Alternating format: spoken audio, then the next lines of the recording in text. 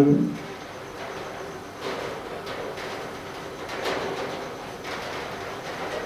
परमामयी है। जिस समय हम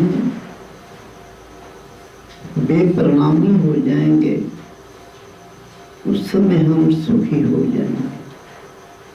अब हम जो गलत स्वाद ले रहे हैं उनका गलत फिर दुख भोगना पड़ेगा, क्योंकि ये अपरिणामी है। जो करेंगे वो भरना पड़ेगा। जिस समय भी निष्कामता आ जाएगी तो फिर करना नहीं रहेगा, फिर गलत काम होता ही नहीं। हमेशा गलत काम जो है बाद में दुख देने वाला काम अंधेरे में होता है, छुप के होता है। वहां ना अंधेरा है और ना कोई जगह है छुपने की। नगरी विच बोलदे कौन,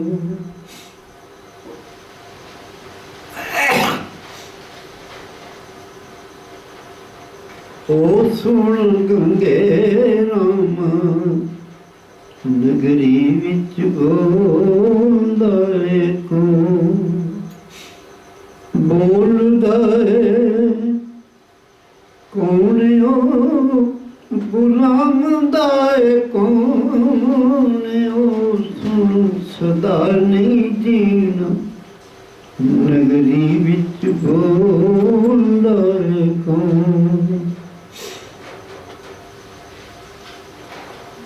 पैन रोवे तेरी 6 महीने,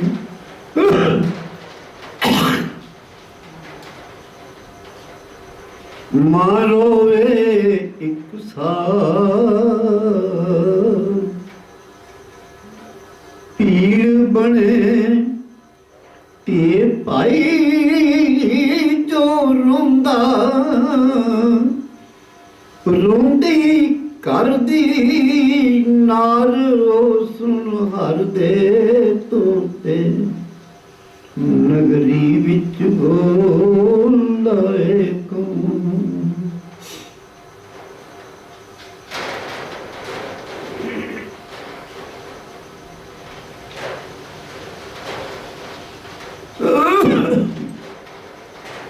एक भगत थे और उनकी स्त्री भी बड़ी परम भक्त थी। दोनों ही एक योग गुरु के शिष्य थे। सत्संग करते थे और उनकी आज्ञा में रहते थे।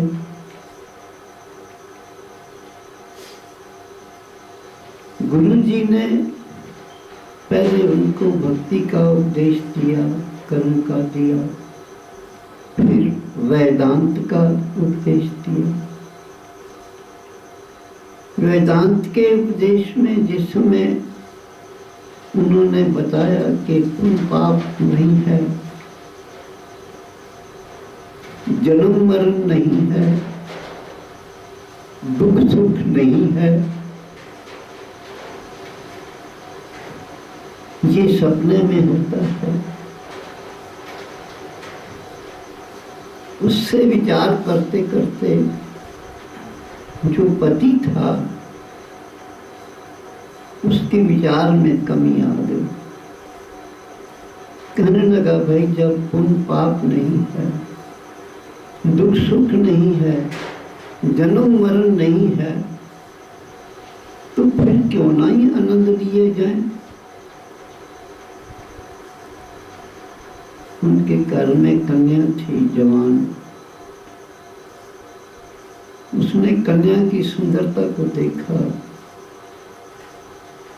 ये रूप मेरे भाइयों हमें बर्बाद भी कर रहा है, ईश्वर से गिरा भी रहा है। ये अनमोल भी सुंदरता, अनमोल भी कहते हैं होती है, भगवान की दात है ये सुंदरता। उसका लड़की पर पाप का चित्त आ गया, स्त्री ताड़ गई। स्त्री ने जाके गुरु जी को कहा कि ये काम मेरे भाइयों बड़ा जालिम है।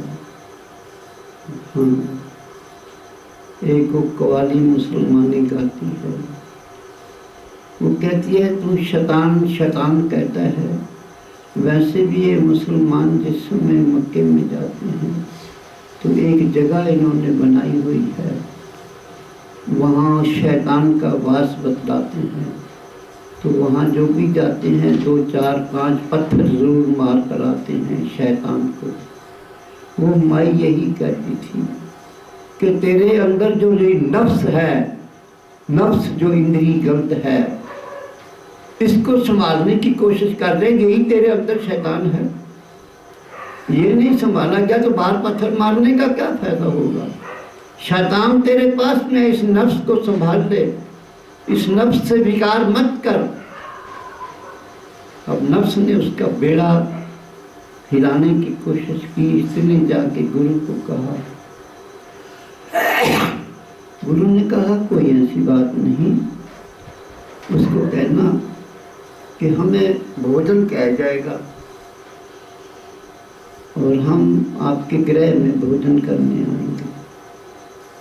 इसलिए उन्होंने कहा ठीक है महाराज। कहने लगे भोजन में 2-3 चीज़ें जैसे हैं बनाना और 2 कटोरियों में मैदा डाल कर रखते हैं। उसने कहा ठीक है।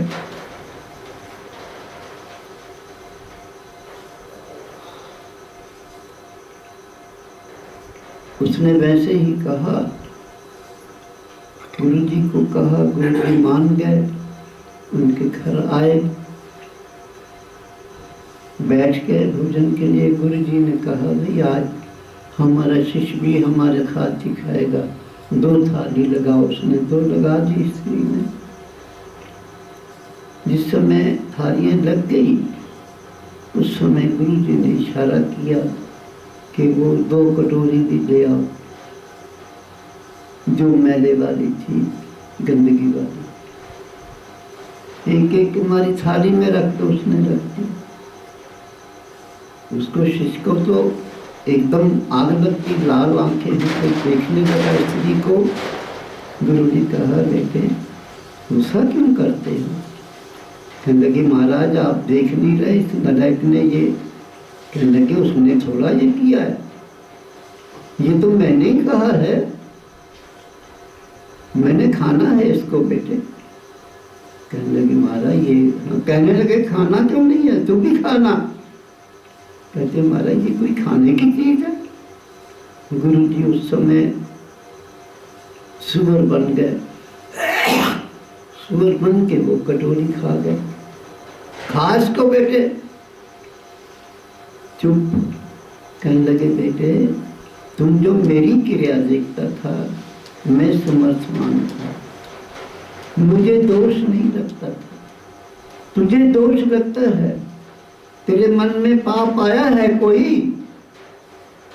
इशारा दे गए कि तेरे मन में लड़की के प्रति पाप आ गया था और तू गू खाने लगा था। उसका परिणाम तुझे भोगना पड़ता बच्चे, तुझे नरक में जाना पड़ता, कीड़े पड़ सकते थे, उल्टा टांग सकते थे। नरक के भोग बड़े बुरे होते हैं, हमको उसका डर नहीं रहता। जिसको मौत का डर रहता है, याद रखो भगवान का डर रहता है, वो सुखी है, निर्भय है। एक श्लोक बोला करते हैं, वो रोमैन का है कोई, कि 2 बातों को याद रख जे जाए कल्याण, एक मौत को, दूसरे श्री, ऐसा ही है ना, श्री भगवान। इन 2 बातों जिसको रोज सिमरन है, याद रखो, वो परिणाम से बच जाएगा, उसको वो बचा देगा। नहीं तो जो कर्म आप करते हैं उसका परिणाम भोगना पड़ेगा।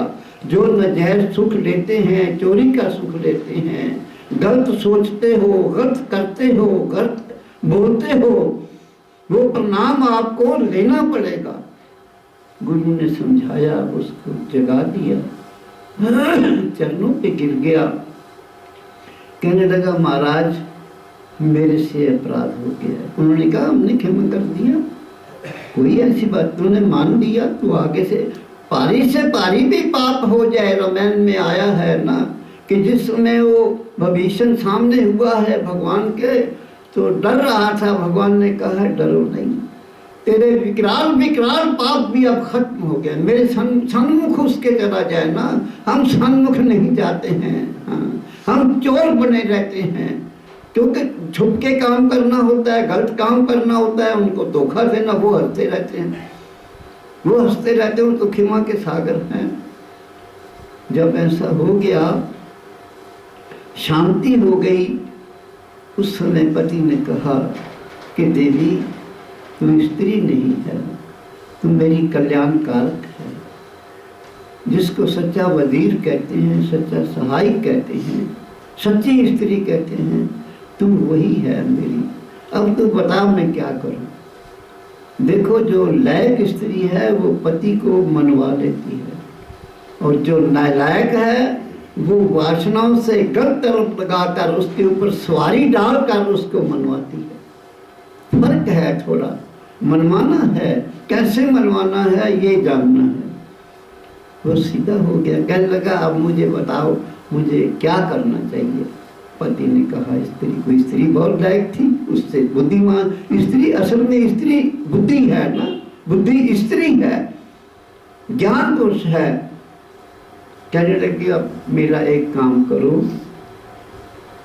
कहने लगे बता जो मैं कर सकता हूँ। कहने लगे एक जीव है उसको मार कर रहा। कहने लगे बताओ, मेरा तीर तो चुकता ही नहीं मेरी देवी। तो उसने कहा कि एक जीव है उसको समझ लो, फिर उसको मार कर लाओ। बताओ, जीवत मार, ये हमारे वैद्य यहाँ कहा करते थे, श्लोक है। जीवत मार मुवत मत लाइयो, जीवत मार मुवत मत लाइयो, बिना मास मत आइयो कंता। उर्बिन खुरबिन चोग चुगल बिन, बिन पंखों के हंसा हो, उस हंसे को मार ले आवो, रतक न जिसमें मासा हो। कहने लगा अब ऐसा जीव कौन सा है। बड़े अचंभे में पड़ गया, नहीं समझ में आया, तो गुरु की शरण में गया। कहने लगा गुरु जी मेरी स्त्री को तुमने ज्ञान मारा, मेरी स्त्री से प्रभु जी आपने ज्यादा ज्ञान दे दिया, उसने मुझे ये जीव बताया है, मेरी समझ से अब बाहर हो गया। गुरु हंस पड़े, कहने लगे बेटे वो कोई जीव नहीं, तेरा मन है, वो कोई बाहर की चीज नहीं है, वो तेरा मन है। ये बिना पंख के उड़ लेता है मेरे बेटे, इसीलिए तू इसको मार तो सब कुछ हो गया। तेरे मन को मारने के लिए तेरी स्त्री ने तेरे को इशारा दिया है। तो उसने जो बाहर कहने के, एक और भी बात है, कहने के क्या, कहने लगे संसारिक चीजों की तरफ भी इसकी थोड़ी सी भी होती है। वो अंडा है, अंडे का रंग सफेद होता है, रंग बिरंगी अंदर चीज होने में भी बाहर वो सफेद है, उसमें खून नहीं होता, जीव होता है, सिर्फ उसमें 2-3 गुण कम है कि वो उड़ नहीं सकता। इसलिए मेरे भाइयों, जिसने अपने आप को मार लिया वो गुरु की शरण हो गया। जीवत मार मुवत मत दाइयो, बिना मास मत आइयो कंता। उर्बिन खुरबिन चोग चुगल बिन, बिन पंखों के हंसा हो, उस हंसे को मार ले आओ। ये मन आपका हंस है, याद रखो।